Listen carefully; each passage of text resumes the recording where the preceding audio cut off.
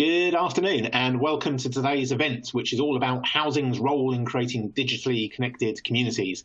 I'm Martin Hilditch, I'm the editor of Inside Housing, and this webinar, sponsored by PowerObjects, is all about efforts to transform the way services are delivered and the impact the pandemic has had on people's thinking and willingness to embrace change and innovate. Before I introduce the panel we've got lined up to talk about this today, a little bit of scene setting to start things off. The backdrop to today's webinar is government efforts to drive forward change with the local digital declaration. More than 220 councils have already signed up to the declaration, along with other public sector bodies, which sets out a collective ambition for the next generation of local public services. The idea is to create services where tech is an enabler rather than a barrier to service improvement. And this is the big utopian ideal that services are a delight for citizens and officials to use.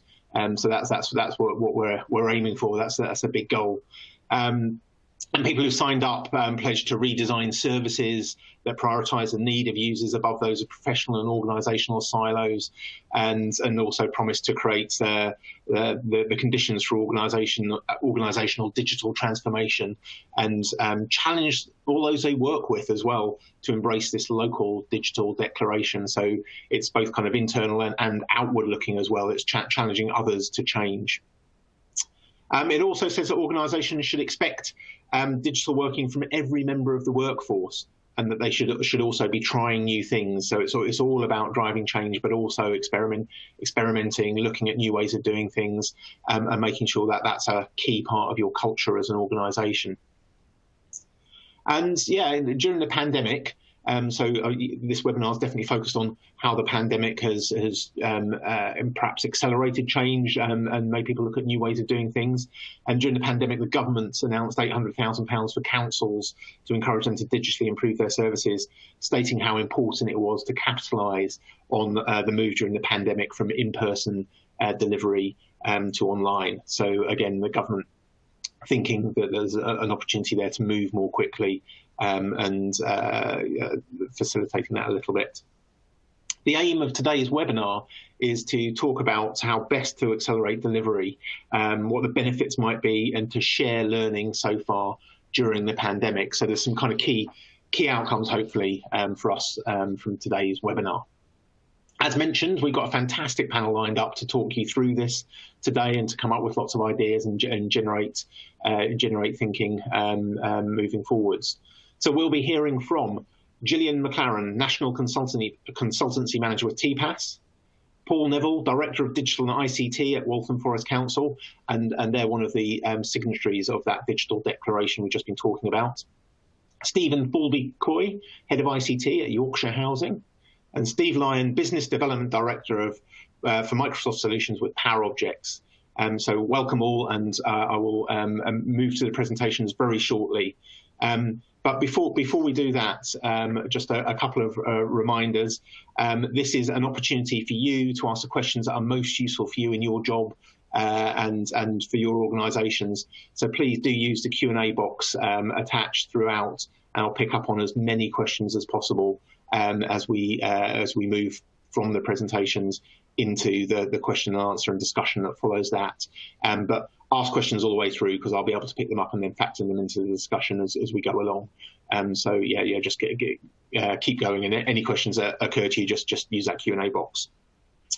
Right, there's one more thing before we move to those presentations, and that's we've got a quick poll just to see where everybody in the room is at this morning. So if we can bring up the poll. And the question is, has your organisation adapted to a more digital way of working during COVID-19? And there's a number of options that should be popping up on the screen. Yes, this year we've moved all our staff to remote working, and many of our resident services are now online. Yes, more than 50% of our work is now done digitally.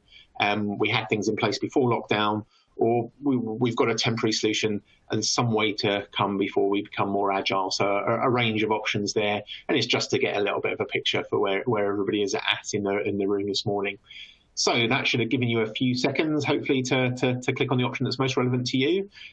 So if we can move to the poll results now, and we'll just get a bit of an indication before we move to those presentations about where everybody is at.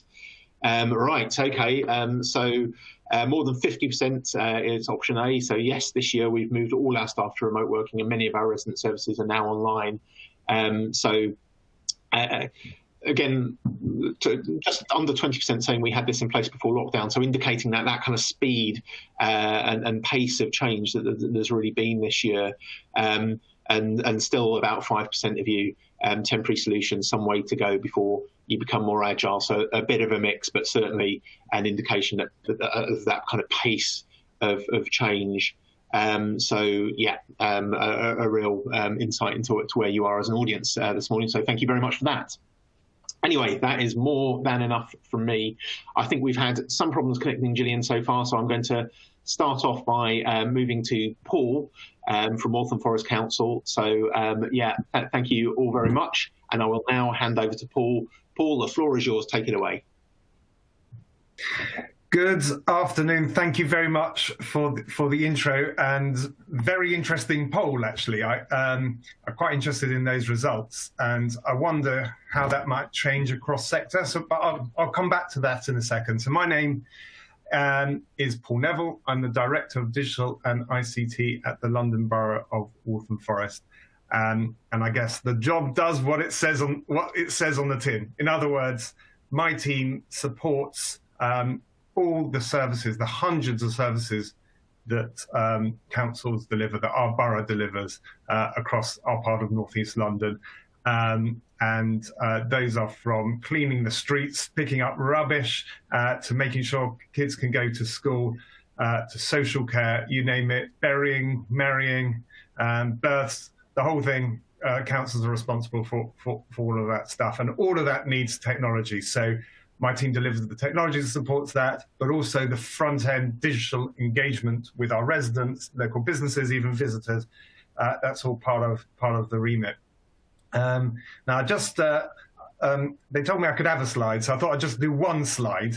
And that one slide just describes a little bit about the borough, if you like. The picture on the right is from last year. We were the first London Borough of Culture. We're really proud of that. And it's a very interesting, diverse place, Waltham Forest, with people from all sorts of backgrounds, and we don't have any big businesses, unusually for a London borough.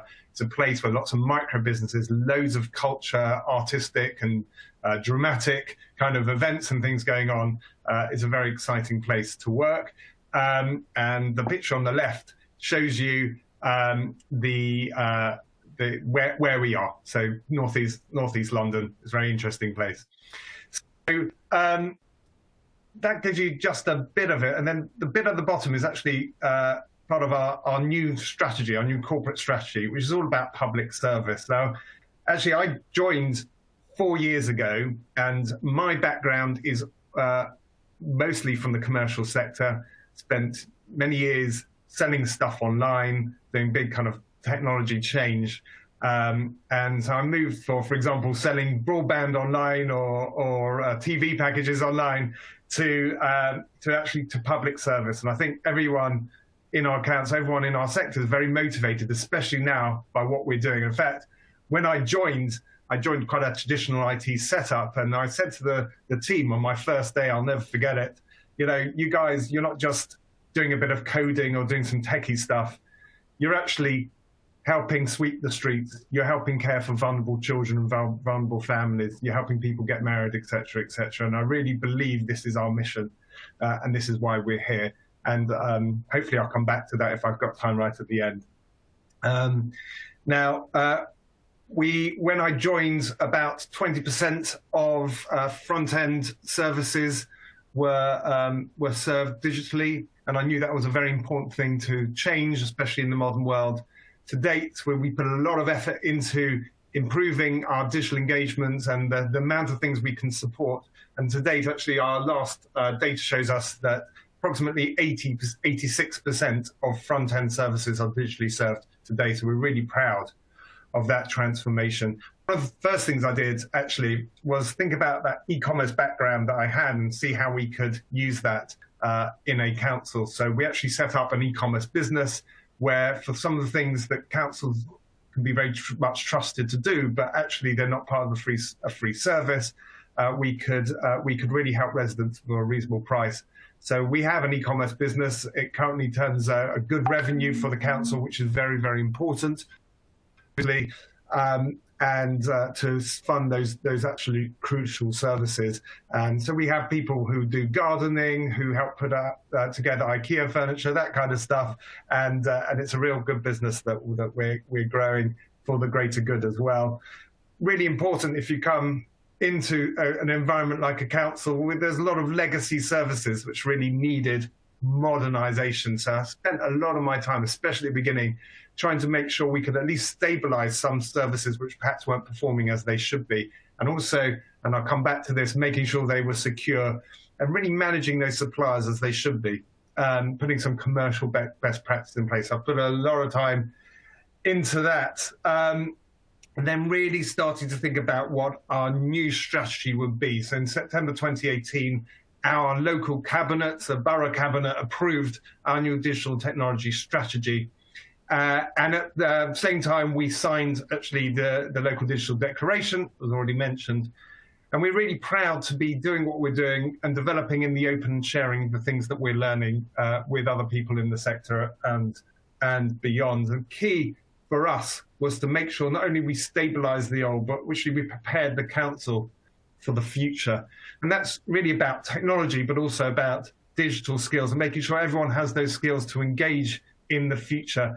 And really to start to use technology to bring the council together to be much more customer focused rather than focused on specific services, because ultimately our customers, the residents, the businesses, they take multiple services from us. A big part of the technology was moving into cloud technology. And actually today is a very significant day, because today we are about to close our main old data center. Almost everything now is in the cloud. So that's a massive change for us, and we feel we're at the forefront of the way we did it as well. Can answer questions about that in your interest if you're interested. Part of my responsibility is borough-wide. So it's not just about staff and the technology that we use, but also making sure, when I talked about skills, it's not just about staff digital skills, that's very important, but also the skills that people have, really across the borough to engage digitally with us and with each other, and to get the ability to really grow their own careers in the new digital world. So that's been we've invested a lot of time and effort in that. And also I sponsor a program which is looking to improve digital connectivity, broadband connectivity across the borough. Our aim is that everyone in the borough should have access to high-speed fiber gigabit broadband to the premise, whether you're a business or a resident. I work across London on some really key things such as data sharing and procurement and improving that, and really kind of bringing things to the present, aware of the time. I just wanted to say that, right now, COVID, what it's done to us and our services, and it's been really challenging world, but we're glad we've done the things that we've done, because we were able to support 1,900 staff working from home almost at the drop of a hat, because we were already prepared to do that. And we've supported probably 25 new digital services delivered to support our vulnerable residents and businesses in trouble. We've been able to deliver all those things.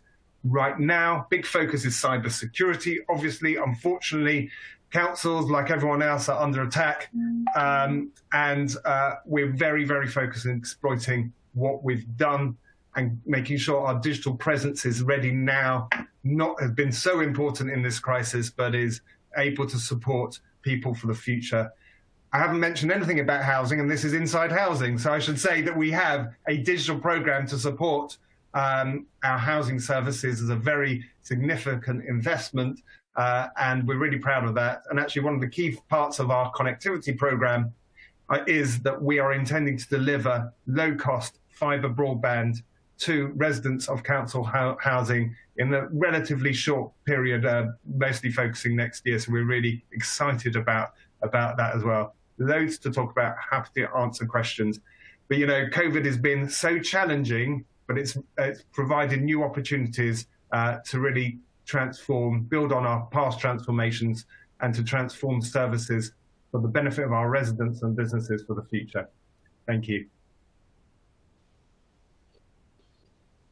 Thank you very much, Paul. Absolutely fascinating presentation. Loads to pick up on the question and answer session that follows. And just a reminder, we've already got questions coming in that question and answer box, but a reminder to you in the audience, if any questions, anything that you want to answer and that will help you do your jobs better help your organisations, please just use that Q&A box and we'll pick up on as many as possible in the discussion that follows these presentations. Right, I think we are still struggling to get Gillian online at the moment, so I'm going to hastily juggle the order. So this is your kind of 30-second warning, but Stephen, I will hand over to you next if that's okay. So yeah, the floor is yours, Stephen, if you wouldn't mind taking it away, and we'll hopefully be able to bring you Gillian very shortly. Stephen, it's over to you. Hi, thanks, Martin, and hi everyone. So I'm Steve Thorby-Coy.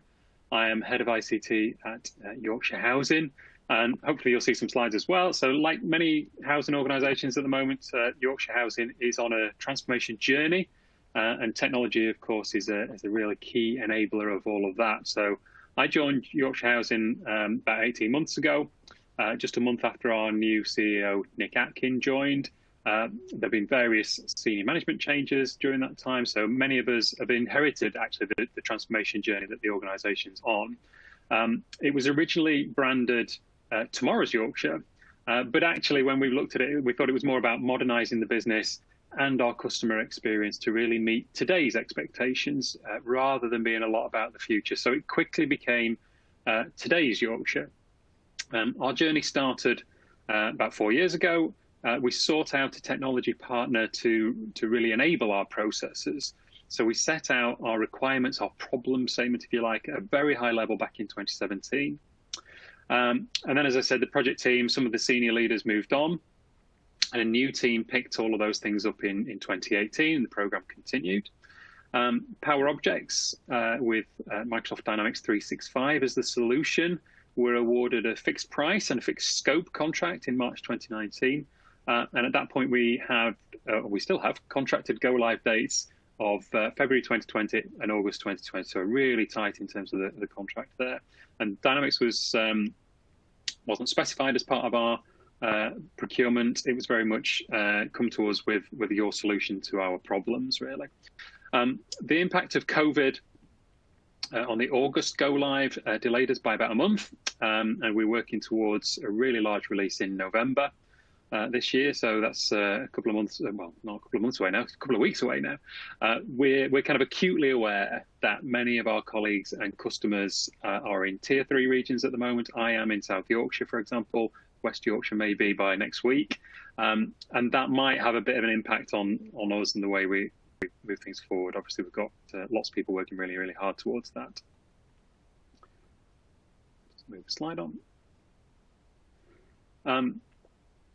Our transformation journey isn't just about technology, though. So we've changed loads of things all at the same time. And in fact, we aligned many of these sort of organizational changes to the exact same date. So the 3rd of February 2020.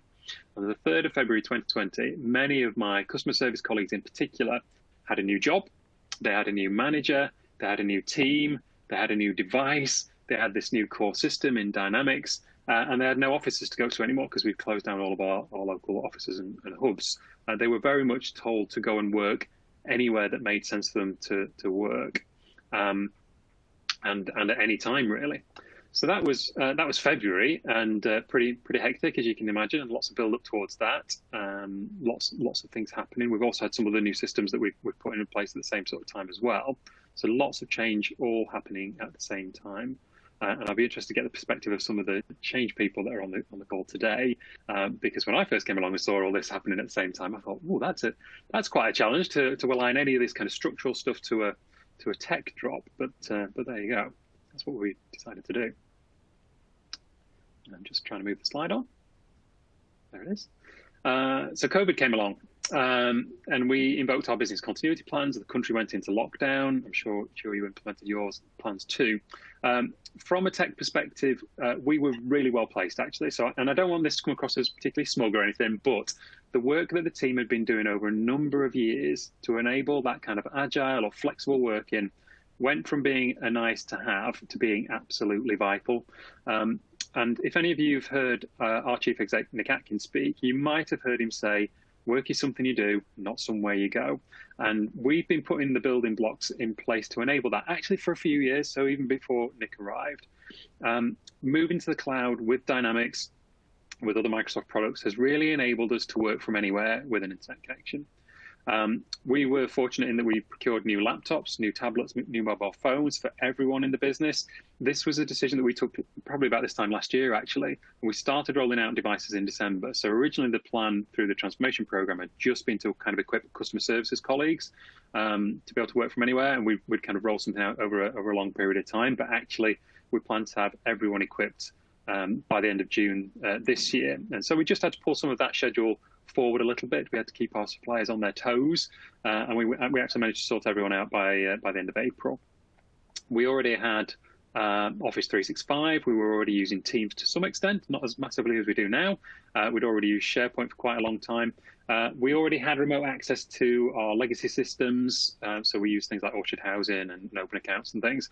We had that available to everyone in the business via Citrix. So we were pretty well prepared, I think, compared to many. As well as having the tech in place, we've made huge strides in the year before COVID to give Yorkshire Housing colleagues a vision of our future ways of working, our future culture. So we talked really openly about work being something you do, not somewhere you go. We talked about not expecting people to commute into an office every day, standing on a packed train, sitting in traffic. We didn't want any of that. We talked about working at times and in locations that suited our customers and fitted around our colleagues' lives as well. Another important factor is that we had board commitment to grow our technology capability. So we restructured the IT team before Christmas, and we've recruited significantly this year. So by January, we'll have pretty much doubled the size of that IT team to around 50 people. And in the context of our organization overall, we're about 650 to 700 people. So that's quite a big IT team, I think, in proportion to the rest of the business. These new colleagues have brought skills. They've brought experience from other sectors, as well as some housing experience. So they've been able to help us move quickly and in the right direction. So to answer the specific kind of question, really, how's the pandemic accelerated our progress forward? So at Yorkshire Housing, I think it's fair to say we were heading in this direction anyway. But what COVID's really done for us is it's propelled us forward perhaps 2 years to 2023. So here we are in the future. It's forced us all to work in this remote way, which means that the cultural change has been driven at a pace we probably didn't think we could have been achieved in more normal times. There's something about a crisis, isn't there, that kind of forces change to happen quickly, and I think that's definitely the case for us.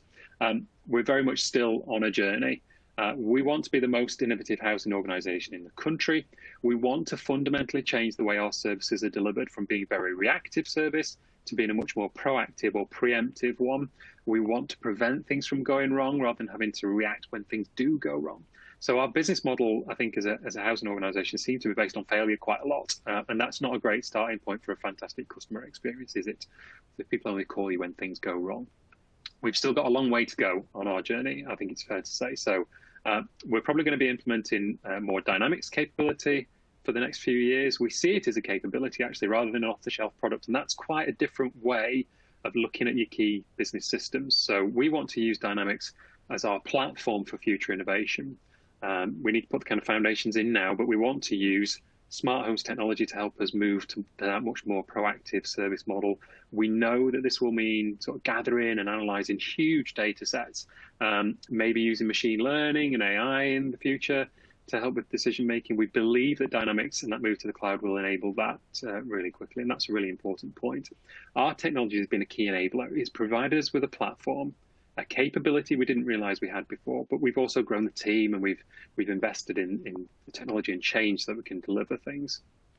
Tech's been a key enabler for all our customers. It was interesting to hear Paul there saying about that what's going on outside. So the ability for people to interact socially with their friends and relatives. My kids are having Zoom calls with their grandparents, which we didn't really do before. But these skills will stick with our customers. I've no evidence to back that up, but I just think that our customers will not only be more accepting of interacting with us digitally, they'll just expect it more.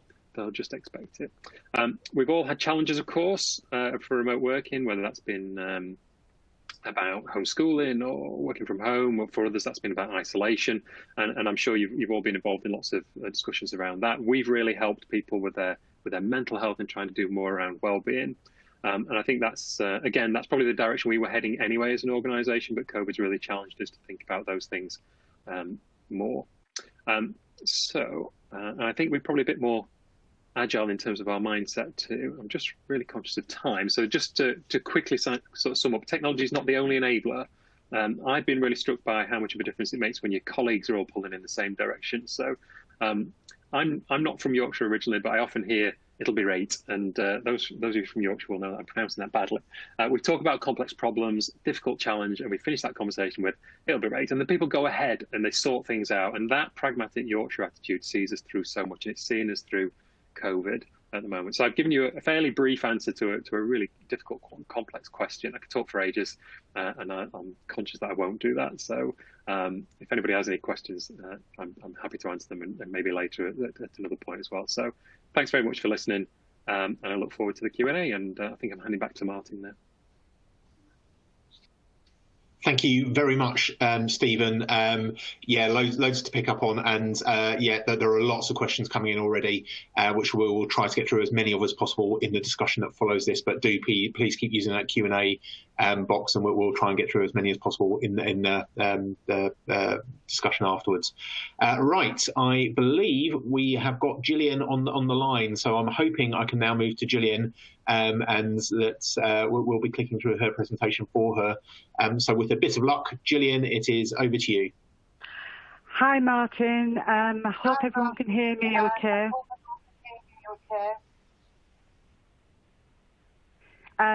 Right, okay. I wanted to start off before answering the question. I wanted to say a little bit about who TPAS is, and then go on to sort of answering the question. So TPAS is a nationally recognised as the engagement experts, and has over its lifetime really developed engagement and involvement standards that are acknowledged not only to be challenging, but for being also essential to drive cultural and behavioural changes needed to give residents a voice.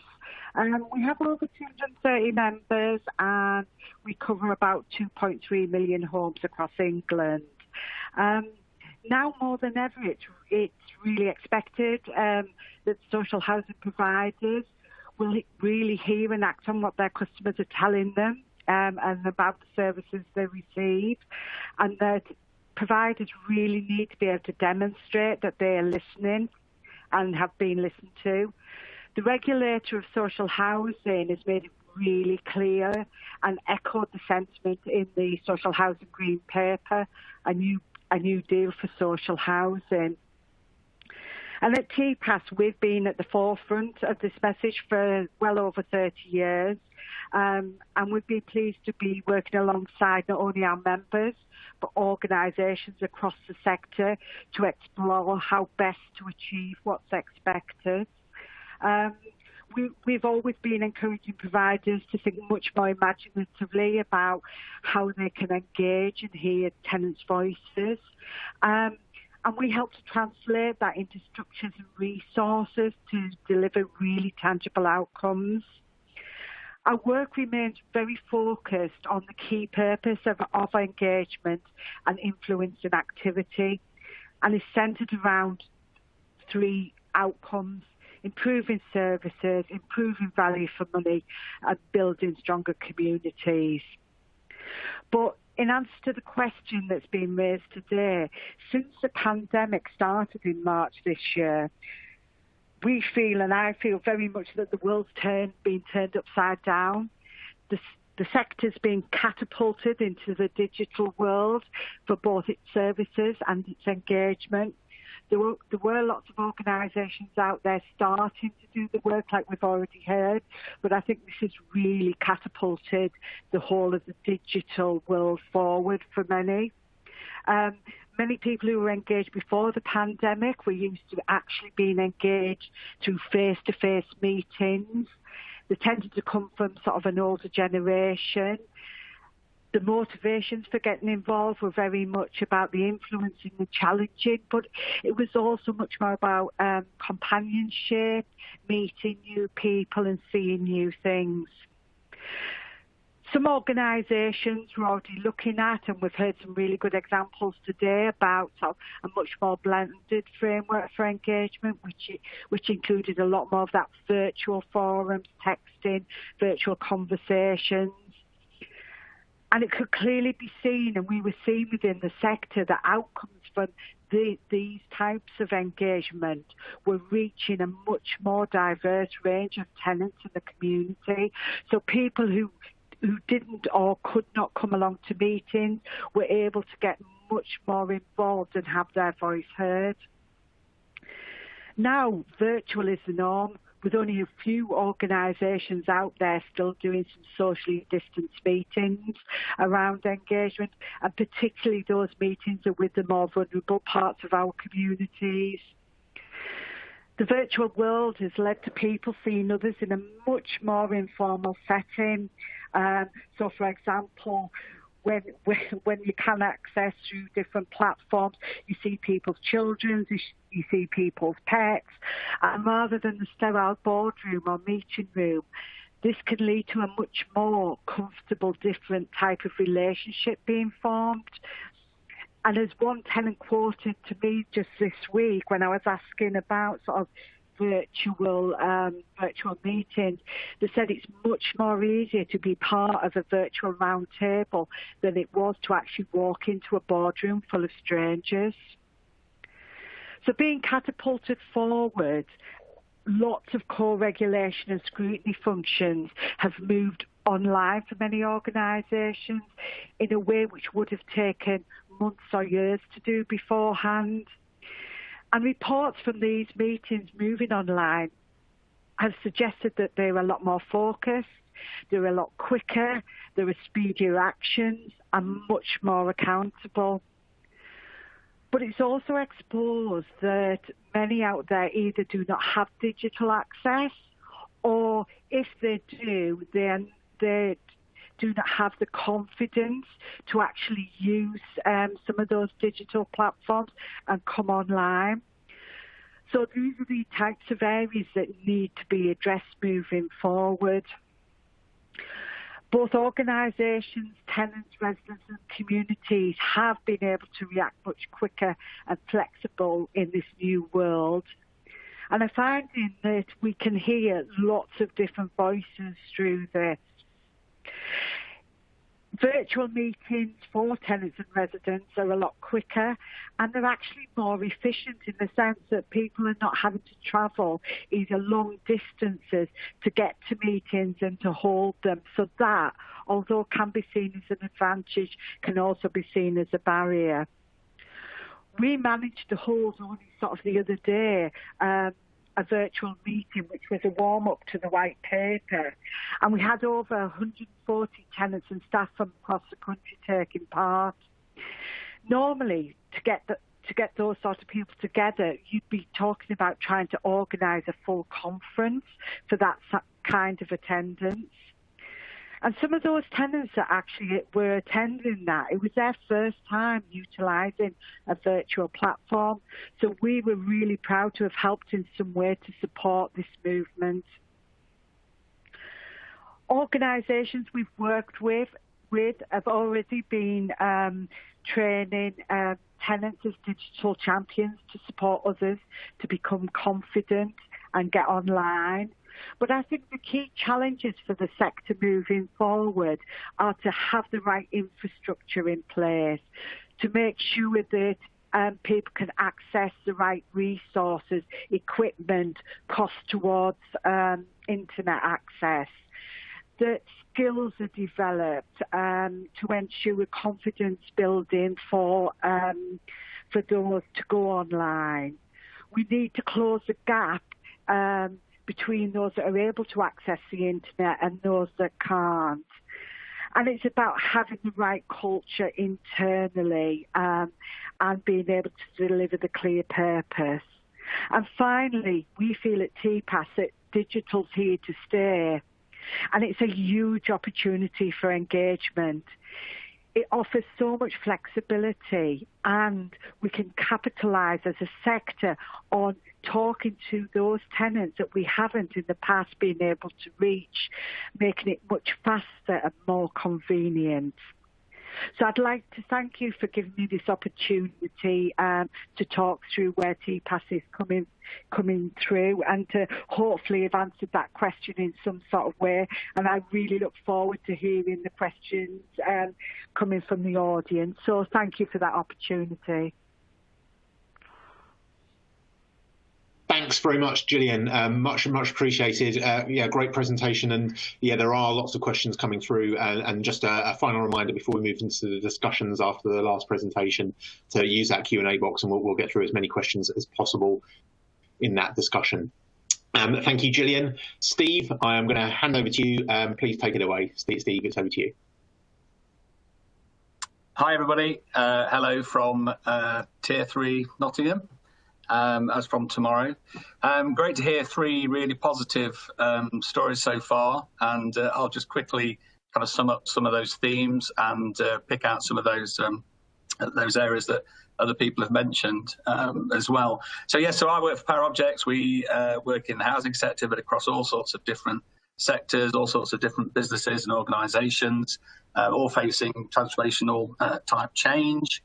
Modernising and changing the way they do their work, and all types of commercial, manufacturing, all types of services organisations have all faced similar challenges and problems. So this is, as we all realise, it's not exclusive to the housing sector or to local government. Changing expectations, the way that we relate to stakeholders and suppliers is all fed into that. And I think lots and lots of digital transformation projects have been going on for some years now. But COVID really came in and injected an accelerator. It really was something that really brought to the fore technology change and transformation change as well. I don't know if everybody else saw the research from Goldsmith University that they did in March during lockdown 1, when they consulted a lot of business leaders across all sorts of different sectors to see what their response to COVID had been, and the change of business practice brought on by the lockdown. And 22% of the business leaders said they had to scrap the business model completely. So within days of entering lockdown, they completely changed the way that they operated. But more interestingly, 45% also said that their current business model will cease to exist in 5 years' time. So, that impact was brought on quite quickly to say, we will actually scrap everything in terms of the way we work and change everything within 5 years' time. So it has had a massive impact, and some of the transformation programs that we've seen and that have been in place have accelerated and picked up dramatically. Certainly, digital transformation will be there to transform all aspects of our lives across education, business, consumption, and so on. Well, just a few themes that will echo things that other presenters have said, and just to kind of go over. I'm just highlighting here. Obviously, there's no need for premises as much nowadays. There's no real concept of opening hours anymore. Everything is considered 24 hours. Social media is 24 hours. Expectations of customers and end consumers is that they can do anything at any time on any device and get a response. And basically, services now assume that our consumer has a phone. Let's work on that basis, because that phone will give access to digital services. How do we enable that? How do we make it easy for them to do that? We're seeing a lot more automation, a lot more artificial intelligence coming in, machine learning coming in, especially in banks, retail. We've seen a lot of this. Most devices will now take care of themselves or have the capability to take care of themselves. You don't need to report repairs and so on. You can just expect that to happen. And that can have a direct impact on consumers as well. So if, for example, if I'm a resident and I want to report a repair, can I just use FaceTime or WhatsApp and actually show the customer service person what the problem is there and then on the video. So you've got, video conferencing available for everybody in somebody's hand. Second aspect, and the second big theme around transformation, is about data and managing data, collecting data unobtrusively, planning, resourcing, supplying, scheduling. Everything relates to data. And we know that the commercial sector in particular have been very good at this, collecting data and planning around it. The way that technology is deployed, it's much more a subscribe model now. So you identify the projects that you want to do. You can now, instead of buying lots of expensive technology, hardware, and buying licenses, you can now rent. So you simply consume what you need to do. You build up your project.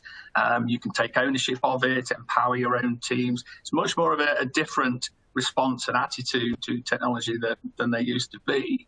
So you've got a project, you could, spin it up very quickly, try and look at the outputs, do some reviews, maybe change things, or you could bin it. The actual on cost of trying things now and experimenting and taking things forward has changed dramatically. So, a small project, a big project, doesn't really matter. You can spin things up very quickly now and take a service where you want it to go.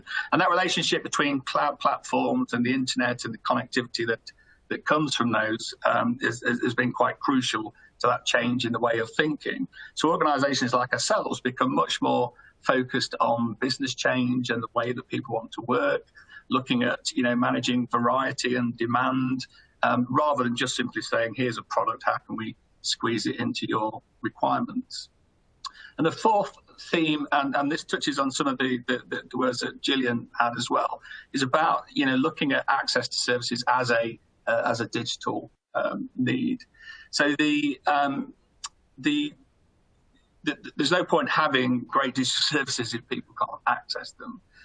One of our big projects is with the United Nations Refugee Council, High Council, High Commission, and basically one of the kind of needs list that they have for people that they're dealing with are obviously to provide shelter, to give access to food and water, and then to give access to digital services. So there are a number of phones, there are a number of access points where people in a situation of extreme anxiety can find family members, can register for services, can proceed with applications for travel and so on as well. So that access to digital services is seen as quite critical and has become a key need for people. And this will be an issue to communities. Having access to digital services will be crucial for income, for universal credit or for applying for jobs, etc. It will be crucial for access to other services. And certainly that needs to be addressed. If you've got differences in age and capability, it doesn't really matter. A child within a poor family won't have access to digital services, no matter their superior adoption skills as well. So I think those themes came out in today's presentations and are present in all our projects. I did mention about COVID having an impact on our customers' projects. And pretty much all projects carried on. And just quickly relate what happened to us with COVID. We, most customers reacted very quickly. They removed a lot of obstacles. Projects continued. Technology came very much to the fore of planning. But the end result of that was lots of empty offices, including our own. I haven't been in an office for 6 months now. People needing to book desks and to manage availability and who they're going to sit next to and so on as well. Lots of IT applications that were suddenly not as accessible as they used to be. And we then had to change that. And then, as a business ourselves, we had, online meetings with doctors and with other activities. I had a car charger installed, and I pretty much set all that up online and used WhatsApp to show the guy the run for the electricity and all that kind of thing as well. So we changed as a business as well. Productivity has gone up. It always does with remote working, and we're now kind of focusing on the mental health and the social side as well, as Stephen mentioned earlier about making sure that people who are missing the networking can get that replaced. Thank you. Thanks very much, Steve, and thank you all for some great presentations. We've got a load of questions coming through, so I'm going to move straight to the questions from the audience because, it's a very engaged audience today, and lots of different questions coming through, ranging from the technical, if you like, to some of those questions you have been just talking about in terms of mental health and well-being as well. Where to kick off? I mean, I think let's start with there've been a few questions just about how you do things effectively in a remote working environment, and that includes the training. There's been a few questions along those lines, so I will pick up on them. The question from Andrew: how did you go about training your new CS staff remotely? Question from Alistair: how do you get your digital champions trained? We've been trying to get these set up, but a major hurdle due to COVID and remote working. So a couple of questions about, okay, if you're moving more quickly due to the current set of circumstances, how do you make sure your kind of training is effective and that you're able to move as quickly perhaps as you might like? Where am I going to go? Paul, it's been a while since we spoke to you, so I'm going to throw that one at you if that's okay. Yeah, right, no problem, Martin. Lucky I was paying attention. I think so. We were lucky in the sense that we started this, and especially our own Digital Champions Network, we started more than 2 years ago. So we were able to train them very much face-to-face and create a group of people who are engaged in all the different services that our council provides, so that they could kind of get feedback from their colleagues and encourage their colleagues to really engage. So that's the first thing. So we did have that luck or foresight, whatever you want to call it. The other thing, though, is that I was going to mention this earlier. I saw this thing on LinkedIn right near the beginning of lockdown. Actually, someone put like a fake multiple choice question. What has driven your digital transformation more? And A was the chief exec, B was the CIO, i.e. people like me, and C was COVID-19, and COVID-19 was ticked, right? And that was kind of faintly amusing, especially for people like me, because we realize we have limited powers. But the interesting thing that we've seen, even with all the effort, is that when people are kind of forced into the corner, they have to engage in this way. They suddenly learn and able to learn new tricks that they couldn't do beforehand. So that was absolutely critical. Sorry, Martin, I can't hear you on mute. That's really interesting. No, you're not. Right, okay, sorry, am I off mute again now? Yeah. Yeah. Paul, that's a really interesting point, and I'm just going to jump in because if this webinar is about how COVID has potentially accelerated the pace of change, what lessons are there about that deliverable pace of change moving forward? So, I mean, you're saying that COVID has succeeded, perhaps where individuals kind of interacting in organisations hasn't, just in terms of the pace of change. So what lessons are there, and does it make those conversations easier moving forwards, or have you effectively done all the kind of the stuff you can do during COVID, and is it back to the norm? So I think there's a couple of things, but a very important point here is Gartner has a phrase that they use called bimodal IT, right? And the idea is you have some core services, capabilities, which you have to really invest in a certain way and over a long period of time.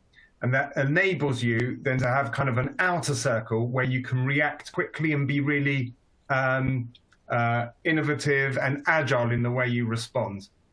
I think what this has shown us how important that model is. In other words, it was right, we did. Those organizations that spent the time and the effort making sure their core capability was up to scratch, right, were able to respond much more easily because they had that core capability, and then we'll add on digital capability and digital skills that enabled us to respond quickly and to create services that were focused around real people. When you're able to do both of those things, then you're able to really focus on doing the right things for the right people that are then easier to adopt. And it's really having that kind of bimodal approach, which I think has been very, very helpful to us. So yeah, in a matter of about 2 to 3 weeks, we'd already done 10 to 15 new, at the beginning of lockdown in March, 10 to 15 new services, because we already had a capability. Is when you haven't spent the time and the effort doing some of the boring things, then you can't move forward. It's harder. Great. So you were ready to go, if you like. Thank you very much, Paul. Stephen, I'm going to move to you next, if that's okay. Yeah, anything you want to add there in terms of, I mean, particularly the digital champions. There's been a few questions about digital champions there, and another one from Kimberly. You mentioned housing associations training residents to become digital champions. Do you know of any larger scale digital champion schemes existing, or are housing associations in similar geographies? And I know you've got some new partnerships around you, creating a pool of champions where they share geography. So very briefly on that would be great. And I'll throw one more question at you from Nick. Hi, Nick. Thanks for the question. Can you give some examples of service delivery changes, i.e. How digital innovation has made things easier, faster, better for customers? And again, that I guess that kind of improvement in service to customers, a key part of that local digital declaration. Yeah, Stephen, if you wouldn't mind stepping in. Yes. So, right. So I think I kind of agree with what Paul was saying there about there's nothing quite like a crisis, is there, to force people into that way of thinking and working. There are a lot of things that we said were difficult, couldn't be done, all that sort of thing when we were in the office. But actually within a few weeks, we were able to sort all that out. There were some examples that immediately kind of jumped to mind for processes that we changed, probably a bit more on the back end, really, rather than the front end. So one of the things that I'm thinking of is that we had a very paper-based invoice processing system, really boring stuff. But obviously people were thinking, how am I going to do that digitally? And actually we've got a capability, not necessarily a Dynamics capability, but through using PowerApps and some of the associated tools, to be able to build within a few days a workable system that just meant that we could go out and do. And I think that capability to be able to respond in a very flexible, agile way was able to move us forward. That's very much a back-end process. I think the other thing that you were just asking there about kind of training and digital champions, well, this situation is kind of perfect for that, really, isn't it? Because you find out who your digital champions are, because those are the people that will be persistent triers of things. They'll have what we probably call more of a digital mindset. So as well as being able to use the tech, just that willingness really to experiment and play with and recognize when things don't go well, that they can move on and change. And I think if you've got people that can't, or are really struggling with training in this sort of environment, they're probably not your digital champions, actually, because those people that really want to learn and really want to adopt the skills will persevere with it. So, you know, we had a lot of people, not so much the external people, sorry, not so much customers and things, but more our own staff, where we had that bit of resistance. And actually, we just said, well, this is the only way that we can train you now. So this is how it's going to be. And they've had to really engage with it. It's not worked for everybody, and everybody's on a sort of scale, but actually forcing that issue by having to, you can't go out of your house or you can't go into an office really, really helps.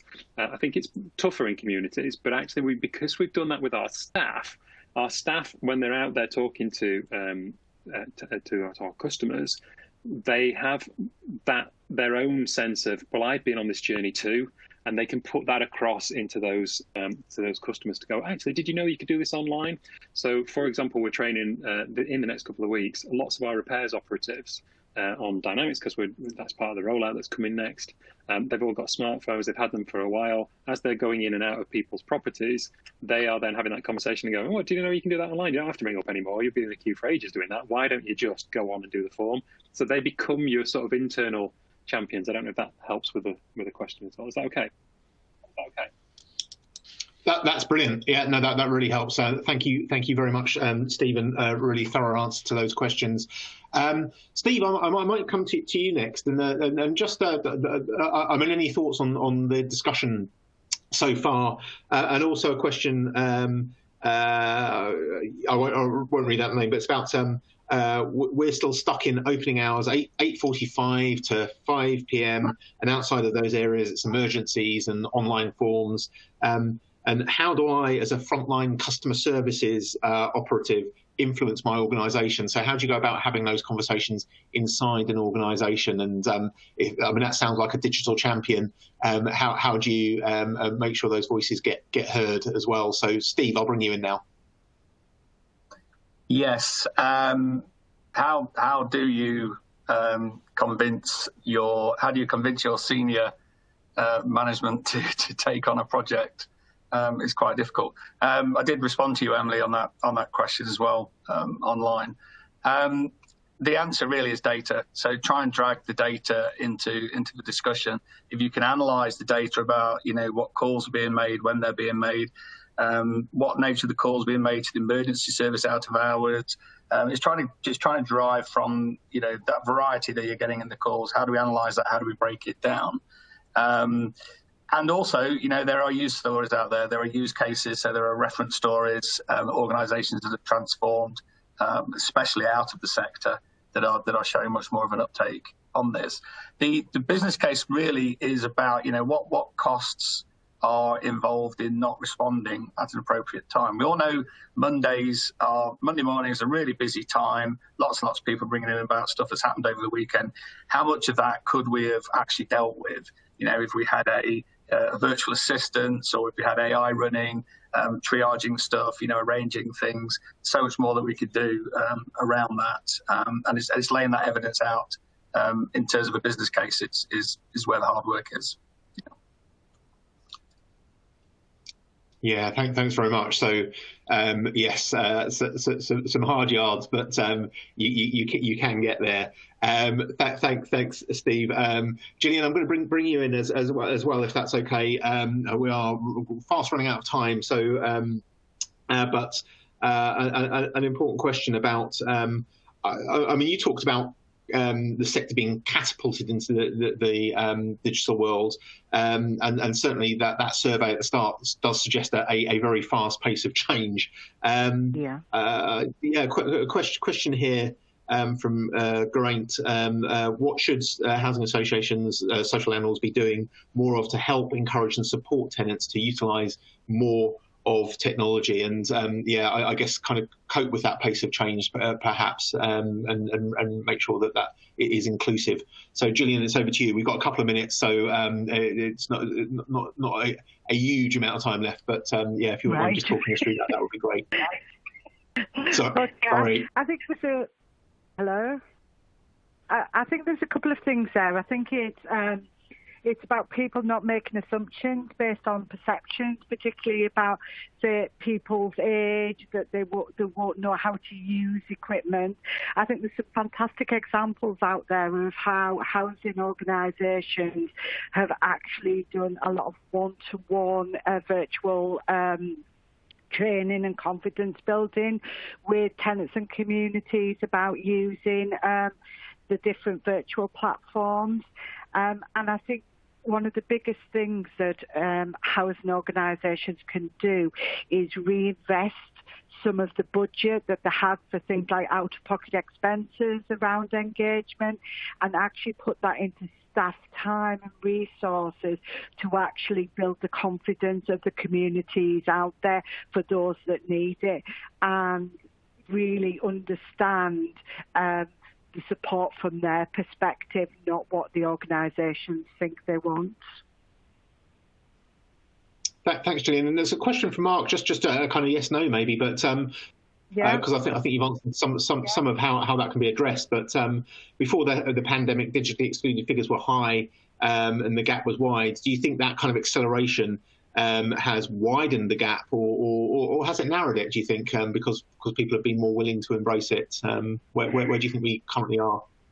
Yeah, I think it's starting to narrow the gap in the sense that some people, when the pandemic first started, absolutely refused to use any sort of technology because that wasn't what they like to do.